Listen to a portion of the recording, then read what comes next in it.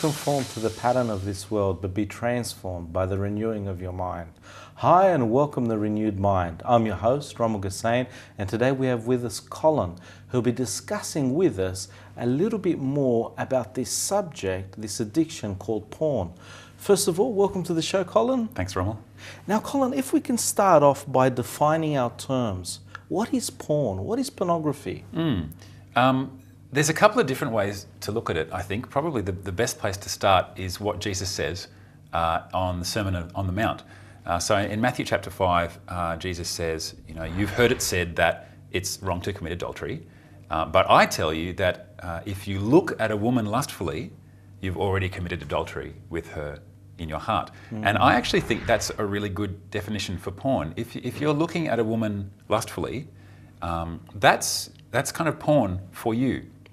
Now, that covers a really broad range. So maybe for practical purposes, we can kind of narrow it down a bit better.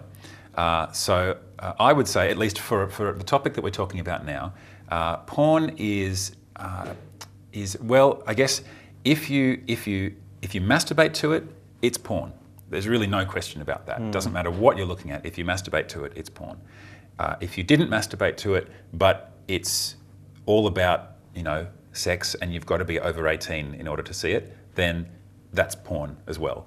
But those two are going to cover, well, the first one's going to cover basically everything. That's right. And the second one is going to cover those very small cases where, but I looked at it, but I didn't masturbate, and so therefore it's not porn. Well, it is porn if it's all about sex. Yes.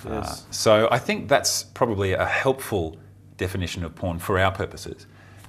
And the most common porn easily is the videos and pictures of people having sex on the internet or in magazines or on DVDs or whatever.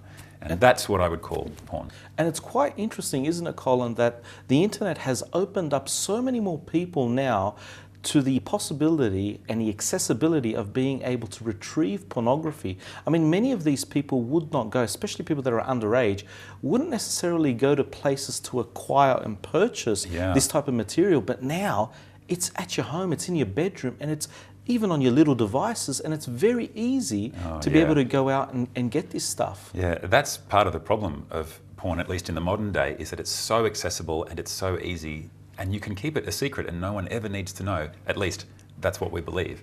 Yes. So it's a real problem. So now you've defined it for us, but is it a sin?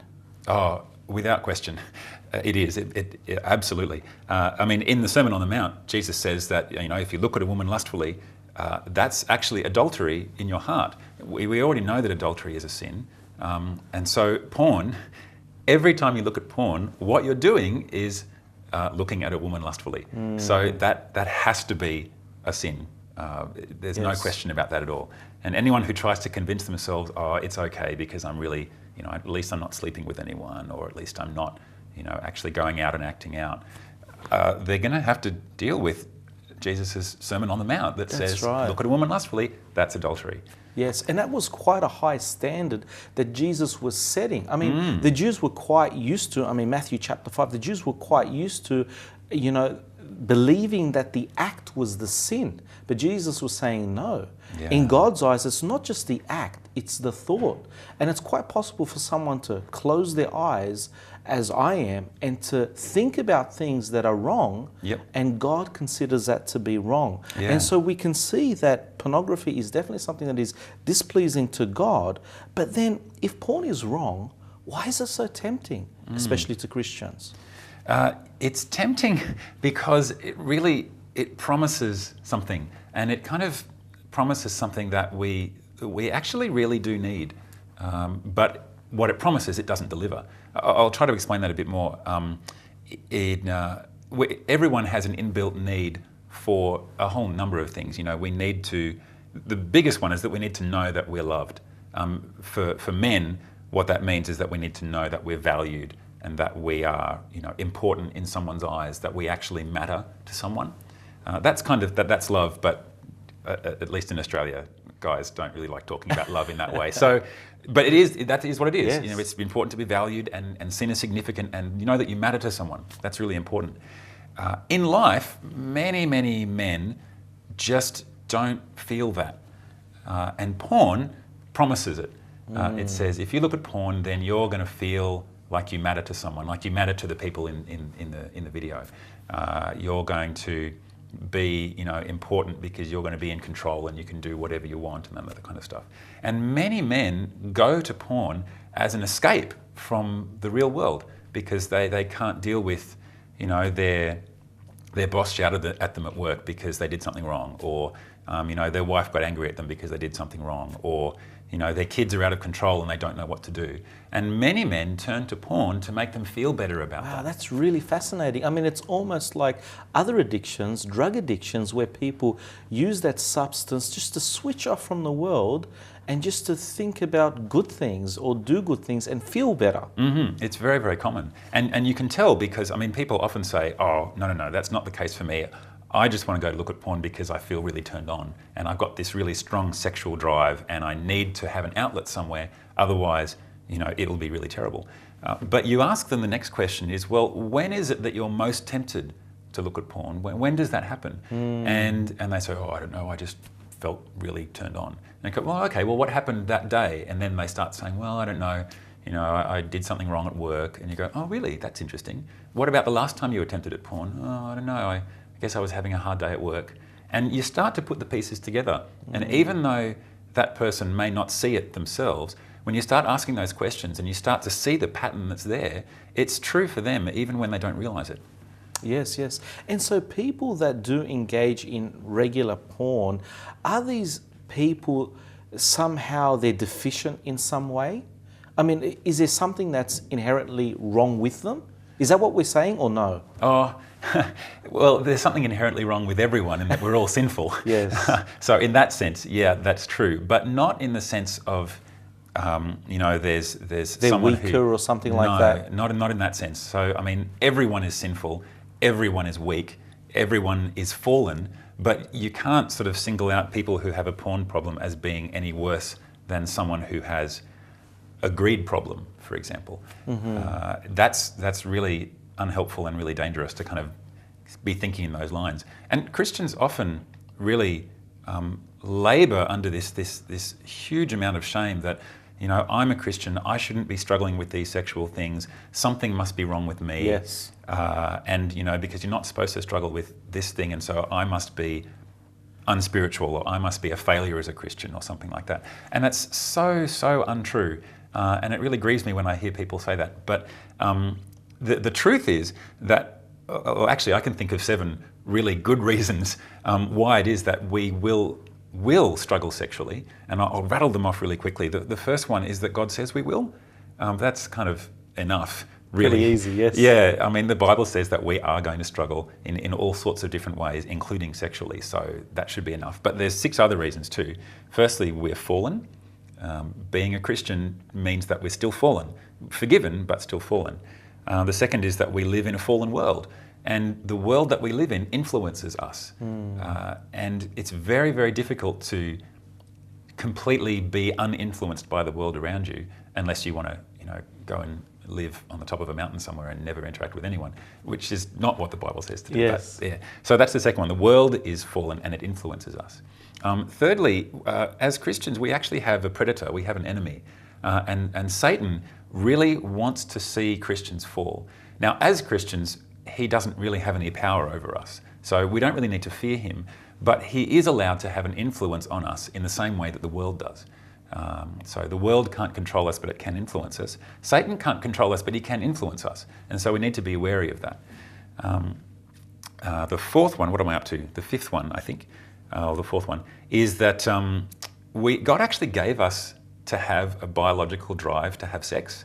He actually gave that to us on purpose, and he doesn't apologize for it, and he doesn't say, oh, I'm sorry about that whole sexual thing, I really don't know what I was thinking. So we're not saying that sex is wrong, because Definitely some people not. think that the Bible, sex is a taboo, and the ultimate state of holiness is not being married and not having any sexual urges. Is that not. right or wrong? That's, it's absolutely wrong to say that sex in itself is bad, or somehow that not having sex or not being sexual is somehow more holy than being sexual, because God made sex and it is a holy thing. He gave it certain boundaries, in where it's supposed to happen, so in marriage. And outside of that, it's kind of damaging and not very helpful. But within marriage, sex is really good and holy and awesome and wonderful and fun. Yes. And so there's lots of really good things to say about that. And God gave us this biological drive to have sex, but He asks us to control it, and that's the difference. So we can control it. It's not completely out of our power. We certainly can. But I wouldn't want to suggest that, sex is wrong or bad in some way. But we do have this drive to have sex, and that influences us as well in the topic of sexual temptation, and porn in particular. But I think that the biggest reason, I think we're up to number 6 now, is that that we actually have this inbuilt need to be loved. What I talked about before, we need to be valued, and we need to be seen as important. And if we're not seen as important, we'll go anywhere that we possibly can find in order to find it. One of those places is porn, but there's plenty of other places that people go as well to feel that need. I mean, workaholism, getting absorbed into your work. There's, of course, alcohol. There's just withdrawing and not wanting to talk to anyone because if I talk to someone, maybe they might say that I'm bad. There's many, many, many different ways that people can try to meet that need. But the only way it's really met is in Jesus, because of Jesus' death, God values me so highly, and I am very important in God's eyes because I'm important enough to die for, and you don't get any more important than that. Yes. So that's the 6th reason. The 7th and final reason is that in spite of being a Christian and in spite of all these risks around us, God doesn't take away our freedom to choose. We wish He would sometimes, but the truth is that He does give us the freedom to choose, along with all the consequences that come with that. Yes. And so when temptation comes, God doesn't take that temptation away. He says, here is this temptation. I'm allowing you to experience this temptation because I want you to grow through it. Yes. It was a terrific thing that I learnt in my own story, that after I'd been out of porn for several years, I actually remembered the prayer that I prayed way, way, way back just after I became a Christian. Wow. Where, Bible says I'm sinful. I don't see the sin in my life, but I believe the Bible, so God, please show me where my sin is. And I learned that He was actually spending those 4 years of me being addicted to porn and everything that went along with that, showing me exactly where my sin was. And so having come out of that, definitely porn is bad, but God promises that He will use everything for our good. So even the badness of those 4 years of addicted to porn, He still taught me, Colin, you really are sinful, and now you can see it for yourself. And I'm like, wow, yeah, I really can. That's right. huge. And I think one of the amazing things that I sense from your life is the power of your testimony. I shouldn't even say it's your testimony, it's God's testimony. It's God's testimony. He's the one who did all the work. Yes, and so that now there are so many people who struggle, have this addiction, Christian or non-Christian, and God is using you to be able to explain to them, the struggles, the battle, and how it is that God can help someone to overcome this addiction. And it is an addiction. And I think our society endeavors to try and make us believe that there's nothing wrong with porn. Yes. It's a cool thing. It's a manly thing, to look at some porn, but it's quite destructive as you described it to us. Now, but for the Christians specifically, some Christians perhaps might believe this lie. If God forgives us, then if I look at porn, it doesn't really matter because God's going to forgive me anyway. And the funny thing about that is that it's kind of half true, because God does forgive us for everything that we do, and nothing that we do can separate us from God's love. We can't be too bad for Him. We can't be so evil that God says, I'm sorry, I've had enough and you need to go, because Jesus has paid for everything. But at the same time, even though we're 100% forgiven, there is still the issue of consequences, because our sin has consequences, and even though God forgives us, He doesn't take those consequences away. And so I can think of two examples actually from the Bible. One of them is Samson. So you would know that Samson had a very miraculous birth. His birth was announced by an angel, He was given a very powerful gift when the Spirit came on him of being incredibly strong. He was given the task of saving Israel from the Philistines. So he was given very, I guess we would say now, impressive kind of gifts from God. But he didn't control his sexual appetite, and he ended up making the wrong choice with the wrong woman. He was irresponsible, yes. Very irresponsible. And in spite of all of those things, he still chose wrongly, and he lost his eyesight, he lost his strength, and he lost his freedom. He was taken as a slave. So even though he is forgiven, even though and he still went on to actually achieve the purpose against the Philistines that God raised him up to do. So it's not like Samson was a complete failure. Not at all. God actually redeemed him in his captivity and made him, a powerful kind of killing many more Philistines than he had when he was alive. But God didn't take away his consequences of losing his eyesight and losing his freedom and losing his strength. David is an even better example. King David is this enormous character in the Old Testament who's just given these outrageous promises from God about how I'm going to, make your throne last forever, and all this incredible stuff. And God associates his name with him. A man after my own heart, the How Bible huge says. is that? Yes. It's terrific. But even though after he'd been established on the throne for a bit, he made the wrong choice with his armies. When he should have been out fighting on the front line, he was staying at home. He made the wrong choice of where to look, and he saw, of course, Bathsheba, and he then made the wrong choice of inviting her in and sleeping with her. And then, if that wasn't enough, he made the wrong choice of trying to cover up the pregnancy by killing her husband. So a whole number of bad choices there. And when he went to Nathan came to David and said, God says that you have done this really bad thing. David says, "Oh, it's true, I confess, please forgive me." And God said through Nathan, "You are completely forgiven. However, the child that you are born with will not survive," and he dies. In addition, you're going to lose your concubines and your palace later on, which is what happens with one of his sons. But one of his sons ends up causing up a rebellion, and he loses his palace and his concubines to that. And in particular, the entire nation of Israel is broken in two because of civil war. As a direct result, God said, of his wrong choice with Bathsheba. So make no mistake, God forgives, absolutely, but he doesn't take the consequences of our sin away. He leaves them with us so that we will deal with them and we hope, grow because of them. Yes, that's right. I mean, it's so important that people can see and understand the reason why God places these rules before us.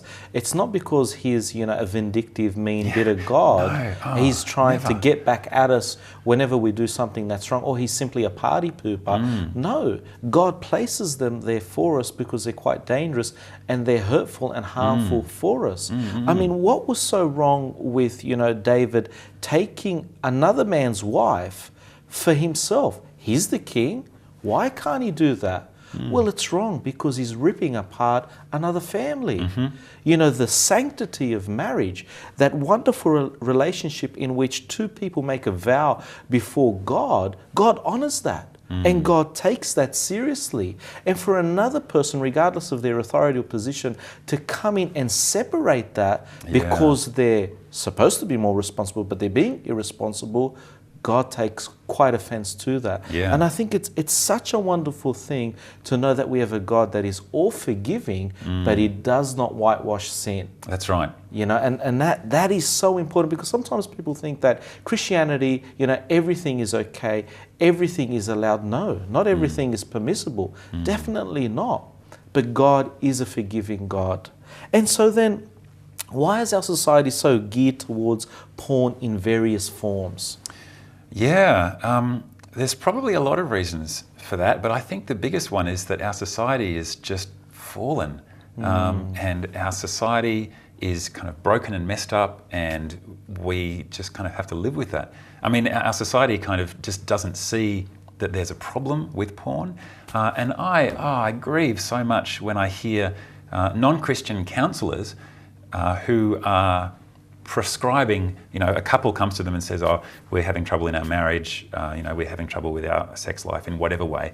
And the counsellor goes, that's really interesting. I think you should look at porn because that will really help your marriage. I get so angry at that. Why? Why is that wrong? What will that do? That will destroy the marriage. How? How will it destroy it? Specifically, I mean, some people will be watching this episode, be thinking, what's wrong with that? I mean, you're only watching something and perhaps learning something, right? Yeah. It really comes down to the fact that every single thing that porn teaches you is a lie. And I really do mean everything. You might say, oh, well, but porn at least teaches you kind of how sex works. And I'm just saying, well, actually, no, I disagree with you even on that. Porn teaches you that women have the sex drive of men, and they don't. Women have a different sex drive to men, and it's still good and wonderful, but it's not the same as men. Porn teaches you that women are always ready for sex whenever you feel like it, and they're not, and they shouldn't be.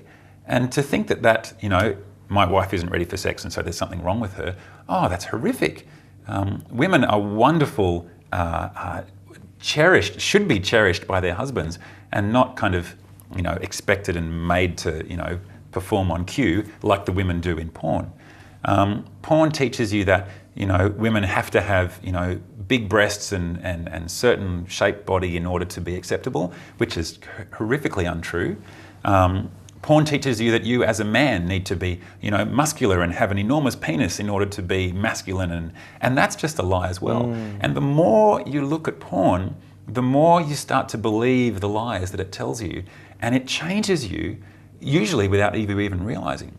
Yeah, that's right. I mean, even the act itself, it's quite contradictory to the way a normal, loving couple would engage in the act itself. Oh, very much so. It's almost like animals, And so even in terms of learning, that's probably maybe 99.9% of that type of material. You're not going to learn anything, I mean, because some people say that, not all of it is hardcore, not all of it treats women like they're a piece of meat, but 99.9% of it does. And that's the reality. And so, but how does that answer the question then, why is our society so geared towards it? It's hard to answer that. I guess our society just genuinely believes that it's okay to do whatever you want, and as long as you're not hurting anyone, then that's okay. Then it's fine. Of course, porn is actually hurting people. It's hurting people in the industry who are actually performing, and it's hurting you, not physically, but it's hurting you kind of psychologically because you're believing all these lies. What do you mean it's hurting people that are in the industry? Okay, there's a terrific woman called Shelley Lubben. She has a website that is just absolutely terrific, and I won't go into too much detail because she can say it a lot better than I can. Her story is that she was in the sex industry and a porn actress for a number of years, and thanks to God, somehow came out of that and then afterwards became a Christian. And God has just worked in her life. Her story is horrific and inspiring at the same time. But her story, she's been in the porn industry. She knows exactly what happens there. And she has statistics like, 2/3 of all porn stars have herpes, which is a sexually transmitted disease that has no cure. 2/3, probably more. Every porn actor and actress is on drugs and on alcohol because they just need to in order to get through the trauma of what the sex industry does to them. And perform. And it's just so damaging to them. She says, and she's right, the porn industry is full of really, really sick, really, really broken people. And it's terrible. We need to have compassion on the people in the porn industry because of what they go through. So Shelley's actually set up this wonderful ministry called the Pink Cross that actually brings Jesus to the porn industry and brings people out of that.